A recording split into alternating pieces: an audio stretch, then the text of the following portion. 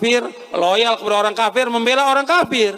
Berarti kalau sudah membela orang kafir, dia masuk orang beriman atau bukan? Bukan. Masuk kepada golongan apa? Munafik. Masuk mana? Mencintai pemain bola kafir. Boleh nggak? Nggak boleh. Dipajang fotonya, kaosnya nggak boleh. Nggak boleh itu, sama sekali nggak boleh. Kaosnya nggak boleh. Nggak boleh itu, sama sekali nggak boleh. Dan banyak itu. Seperti itu. Pemain bola orang kafir. Masih disebut-sebut, dibela. Boleh.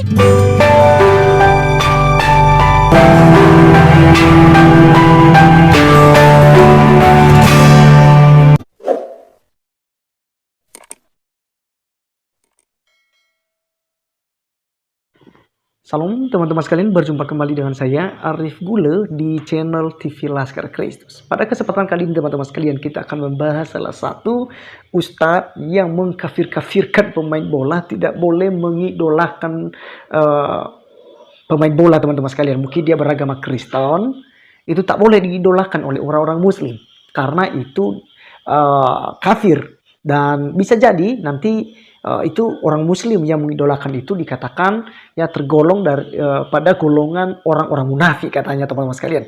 Nah, juga dihubungkannya menjadi pemimpin orang kafir tidak boleh dibela-bela orang kafir katanya ya. Tidak boleh untuk ya artinya mengidolakan orang-orang kafir. Nah, begini teman-teman sekalian. Di Indonesia ini kan Pancasila. Kepemimpinannya boleh dari mana saja. Walaupun sih ya pada kenyataannya kalau seandainya ada orang Kristen naik cepat dalam kepemerintahan, apalagi mungkin kalau jadi presiden nantinya, itu para kandurun akan demo habis-habisan ini. Termasuk kayak ustadz yang berjenggot ini ya. Pastinya nanti teman-teman sekalian. Karena memang ajaran mereka melarang orang kafir menjadi pemimpin dan juga melarang umatnya untuk bersahabat kepada orang kafir. Kalau begitu, saran kita tinggal saja di padang gurun. Ya, jadi buat negara sendiri gitu ya. Oke teman-teman sekalian, nanti kita akan berkomentar. Mari kita terlebih dahulu untuk menonton video Ustadz ini yang mengkafir-kafirkan orang dan juga mengatakan bahwa orang yang mengidolakan pemain bola itu tergolong sebagai orang munafik. Jadi pemain bola tidak boleh dibela-bela, orang kafir tidak boleh dibela. Itu kita langsung saja untuk melihat videonya yang ada berikut ini. Nah sekarang ini banyak orang, dia mencintai orang kafir, loyal kepada orang kafir, membela orang kafir. Berarti kalau sudah membela orang kafir, dia masuk orang beriman atau bukan? Bukan. Masuk kepada golongan apa? Munafik. Masuk mana? Kalau ada orang Islam membela orang kafir, masuk golongan munafik. Perhatikan itu. Ini banyak seperti ini. Antum juga, bukan hanya itu aja, bukan hanya orang atau pemimpin kafir, bukan hanya itu aja, tetapi yang lain juga. Antum mencintai pemain bola kafir, boleh nggak? Nggak boleh. Dipajang fotonya, kaosnya nggak boleh. Nggak boleh itu, sama sekali nggak boleh. Kaosnya nggak boleh. Nggak boleh itu, sama sekali nggak boleh. Dan banyak itu, seperti itu. Pemain bola orang kafir, masih disebut-sebut, dibela. Boleh nggak membela orang kafir? Tidak boleh. Nggak boleh loyal kepada mereka selama-lamanya. Ini akidah, pembahasannya dalam akidah al-wala wal bara. Wala, cinta kita hanya kepada Allah, Rasulnya, dan orang-orang yang beriman. Bara, kita kepada orang-orang kafir, orang-orang munafik, dan yang sama dengan mereka. Nggak boleh kita. Kita nggak boleh mencintai mereka, kita harus berlepas diri dari mereka.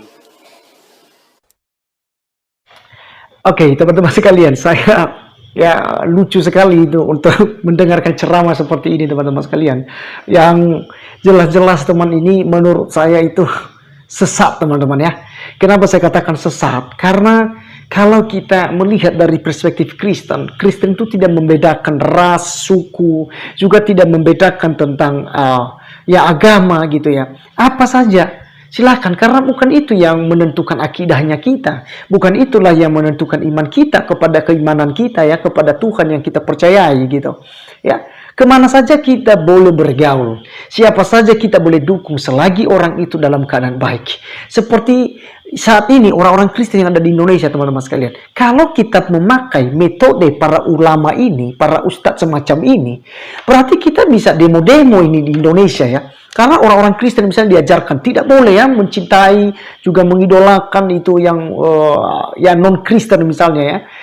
Nah, Presiden Jokowi jadi presiden dia beragama Muslim. Nah, orang Kristen tolak itu misalnya, kalau diajarkan hal demikian.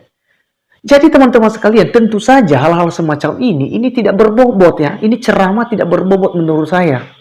Jadi, kok orang-orang kafir jadi sasaran? Pemain bola saja pun tak boleh dibela. Ya, orang Islam yang membela orang kafir. Kenapa saya komen ini teman-teman sekalian? Karena kafir yang selalu mereka tuduhkan ini, yang selalu mereka hina ini, atau juga mereka bawa dalam ceramah mereka teman-teman sekalian, yaitu orang-orang Kristen. Ya, karena tujuan mereka berkata kafir itu kepada orang Kristen karena percaya kepada Isa Al-Masih sebagai Tuhan dan Juru Selamat pribadi.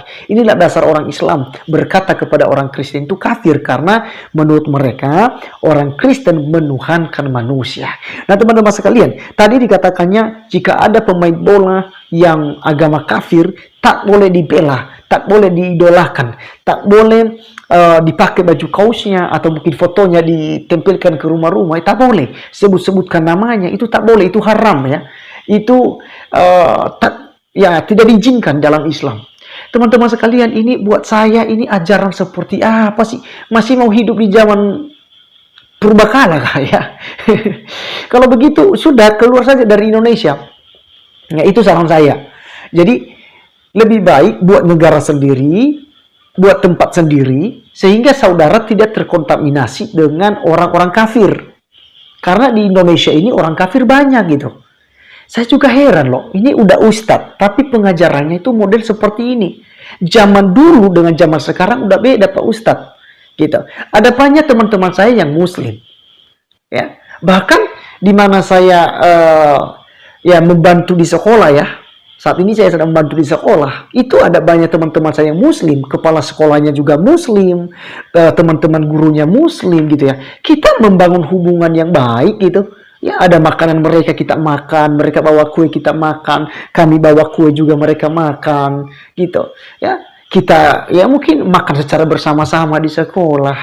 Gini. Ini kita mencintai gitu. Perbedaan ya.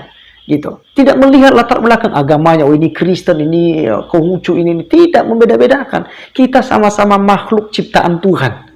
Soal akidah, soal kepercayaan saudara, silakan saja Anda Islam, silakan jalankan secara Islam. Anda Kristen, jalankan secara Kristen. Anda Buddha, Hindu, Katolik dan lain sebagainya, jalankan sesuai dengan keyakinan Anda. Tidak ada paksaan gitu ya. Mari kita membangun kebersamaan untuk menciptakan suasana yang damai dan tentunya penuh dengan kesejahteraan bagi bangsa ini. Kalau ceramah seperti ini juga disampaikan oleh orang tokoh-tokoh orang Kristen ya, seperti saya misalnya tokoh agama, saya katakan kepada umat saya juga misalnya ya, ketika saya ceramah di gereja, saya katakan itu tak boleh berteman dengan orang Muslim, tak boleh itu sapa-sapa orang Muslim, tak boleh mengidolakan orang Muslim.